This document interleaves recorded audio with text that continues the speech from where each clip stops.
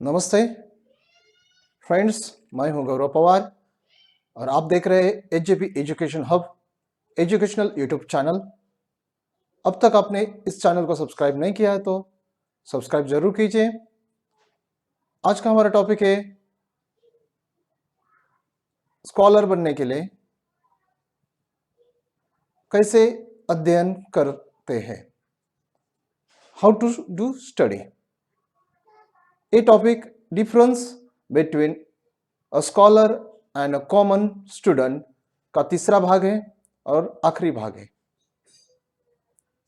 तो अपने टॉपिक की ओर जाते हैं। आज का टॉपिक है हाउ टू डू स्टडी, अध्ययन कैसे करते हैं। अध्ययन करने का सही तरीका हमने 5 पॉइंट्स में बताया है। यहाँ पहला पॉइंट्स हम देखने जा रहे हैं।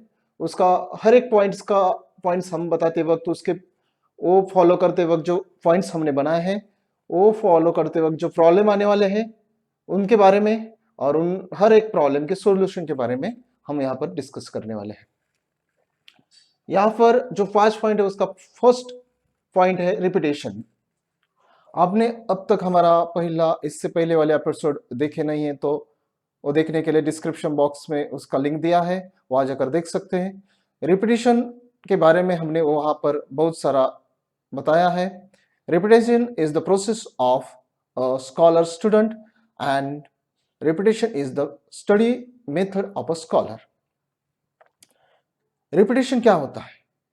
रिपीटेशन होता है जब आप कोई चीज लर्न करते हैं, कुछ भी अध्ययन हो, कुछ भी विषय का या कोई स्किल लर्न करते हो, उसका रिपीट करना, उसको क्या करना? रिपीट करना। Learning, repetition, learning, repetition. ठीक है।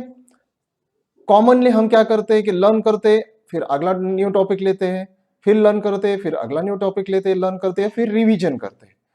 अगर कॉमन स्टूडेंट रिपीटेशन करना चाहे तो उसको उसमें क्या प्रॉब्लम आता है, दिक्कत आती है? बोर होता है। वो क्या होता है? बोर होता है। वो रिपीट कर सकता है 2 बार, 3 बार, 4 बार, मैक्सिमम 5 बार, और उसके बाद उसको लगेगा ये तो मुझे आता है, फिर इसको मैं क्यों रिपीट करूं, और उसको बोर भी होगा, हेवी लगेगा। तो यही चीज है, वो प्रॉब्लम क्या आता है? बोर होता है। तो उसका सॉल्यूशन यहां पर क्या है? Don't leave, stay connected, must be continued. मतलब जो आप रिपीटेशन कर रहे हैं उसको कंटिन्यू करना है, उसको छोड़ना नहीं है। तो ये इसका सॉल्यूशन है। दूसरा है टॉपिक फोकस। सही में किसी भी अध्ययन करते वक्त कोई भी स्किल सीखना हो या कोई भी सब्जेक्ट का अध्ययन करना हो, किसी भी विषय का, तो उसमें फोकस एक मेन इंपॉर्टेंट रोल रहता है। फोकस में क्या प्रॉब्लम आता है? वो आता है डाइवर्जन का। किसी का नेचर ही डाइवर्टिव होता है। मतलब कोई किसी का नेचर एकदम मंद जैसा रहता है, किसी का नेचर हिलने वाला पर्सन। मतलब कोई प्लेयर है तो उसका माइंड क्या रहेगा? डाइवर्टिव रहेगा, एक जगह स्थिर नहीं रहेगा। तो उसको क्या बोलते हैं? डाइवर्जन रहता है। ठीक है। तो डाइवर्जन क्या करता है? जैसे मैंने कोशिश की स्टडी करने की, तो मैं कितने कितने टाइम तक फोकस कर पाता हूं। आज के इस भाग दौड़ की जिंदगी में और अलग अलग इंफॉर्मेशन की जिंदगी में हम स्टूडेंट देखते हैं जो बहुत ही डाइवर्जन हो चुके हैं, उनका फोकस नहीं है। तो डाइवर्जन किन किन चीजों से होता है? साउंड से होता है, या आपकी जो टारगेट है उस टारगेट की ओर जाते वक्त आप जो स्टडी कर रहे हैं उस पर फोकस नहीं हो पाता, क्योंकि आपका इंटरेस्ट किसी और चीज में लग गया है, इंटरेस्ट डाइवर्ट हो गया है, आप डाइवर्ट हो जाते हैं आपके टारगेट से। ये डाइवर्जन का है। इसमें डाइवर्जन का सॉल्यूशन क्या है? Make habit of ignoring the things which diverting us. जो डाइवर्ट करते हैं, कि कोई भी चीज हो आपको डाइवर्ट कर रही है तो उसको इग्नोर करना सीखिए। क्योंकि हम डाइवर्जन जो जिस चीज से हो रहा है उससे भागने की कोशिश मत कीजिए। जैसे किसी को आवाज से दिक्कत होती है, थोड़ा भी आवाज होगा स्टडी के वक्त तो उसको कंसंट्रेशन नहीं होता है, तो वो क्या करता है, पूरा कमरे में पैक करके बैठ जाता है, तो भी आवाज होता है तो उसको वो बोलता है मेरा स्टडी ही नहीं हो रहा है, अध्ययन ही नहीं हो रहा है, क्योंकि ये साउंड की वजह से, क्योंकि इसकी वजह से, उसकी वजह से, ये जो डाइवर्जन है वो भागना चाहता है, लेकिन एक गलत चीज है। आप भागिए मत, तो क्या करिए, इग्नोर करना सीखिए। स्टार्टिंग में आपको लगेगा कैसे इग्नोर करना है, लेकिन आप मन में ठान लीजिए कि मेरे को फोकस क्रिएट करना है। फोकस क्या करना है, क्रिएट करना है। फोकस ऑलरेडी आप में कम है या नहीं है, तो आपको उसको क्या करना पड़ेगा, क्रिएट करना पड़ेगा, क्योंकि फोकस क्रिएट कर सकते हैं आप।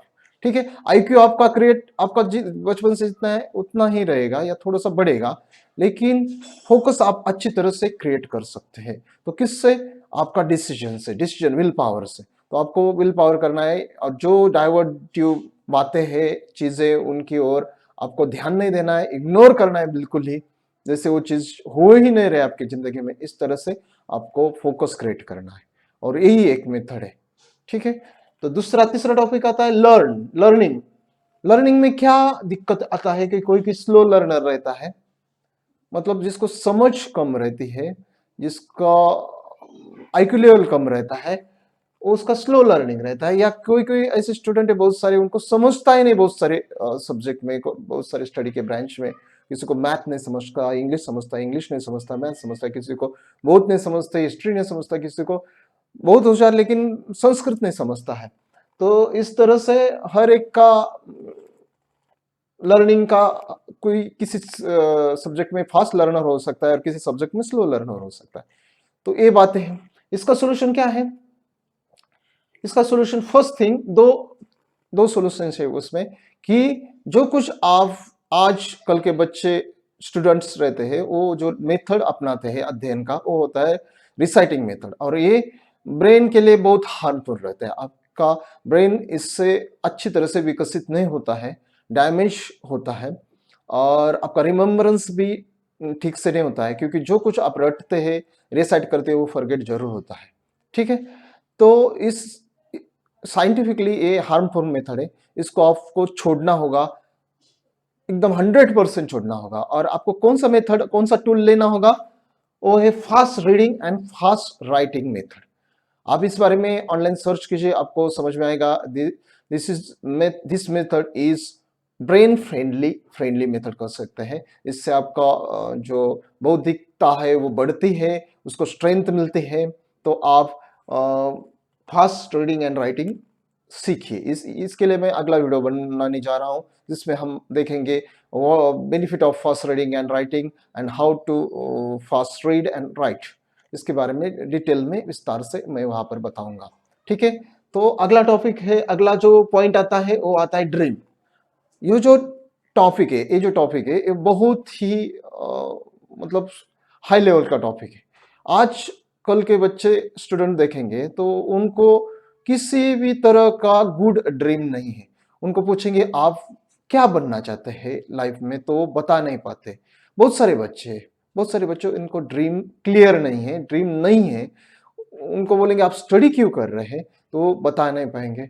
वो बोलेंगे मेरे को मार्क्स अच्छा लाना है। मार्क्स क्यों अच्छा लाना है, कहीं तो नौकरी करने, मतलब कहीं तो नौकरी करने के लिए वो पढ़ रहे हैं, अच्छे मार्क ला रहे हैं। फिक्स ऐसा नहीं कि मेरे को कलेक्टर बनना है, मेरे को आईएएस बनना है, आईपीएस बनना है, डॉक्टर बनना है, एस्ट्रोनॉट बनना है, ये फिक्स ड्रीम उनमें नहीं है, और होगा तो भी वो क्लियर नहीं है।